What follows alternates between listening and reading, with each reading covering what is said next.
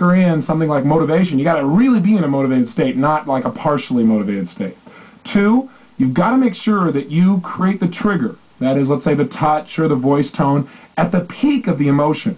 Imagine it like a roller coaster. You don't want to do it as you're about to hit the top or on your way down. It's got to be right at the peak. Now you might say, Tony, I don't know when the peak is. Trust your subconscious mind. And then if you're not sure, anchor yourself too soon and too often rather than not enough. And you'll get good at it. It's just a matter of conditioning.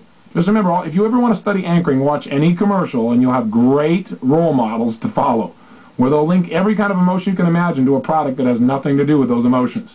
It's a great examples of how they do it through imagery and sound. They get you to feel a certain way, and right at those key moments, wham, they flash the product over and over again. That's all you're doing to yourself. But notice, they work hard to get you in a peak state before they show their product, and they try to do it right at that key moment. Thirdly, is you want to make sure the anchor is unique. In other words, anchoring yourself just by touching your hand with your other hand is not really unique. A handshake is not really unique. So maybe what you do is you grab the skin behind your middle finger's right knuckle and you pull on it at a certain moment. That's a unique trigger. You follow me? And then finally, if you're going to make an anchor work, you got to fire it off the same way it got set. In other words, if I anchor myself on my shoulder and then I come back and try and fire off the anchor by touching my elbow, clearly it's not going to work.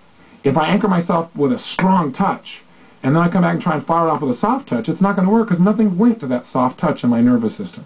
So again, I know this is dumping a lot on your brain, but take a look. You can listen to this tape over and over again because anchoring is worth it. And remember, you're already doing this. You're already anchoring. So all I'm doing is trying to bring your conscious awareness to what you're already doing so you can take some control. So you can start to condition yourself to feel the ways that you want to on an ongoing basis. And one of your assignments today is going to be to literally create a positive anchor. So you can trigger yourself to feel a specific emotion you want at any moment in time, no matter what's happening around you, where you're in charge.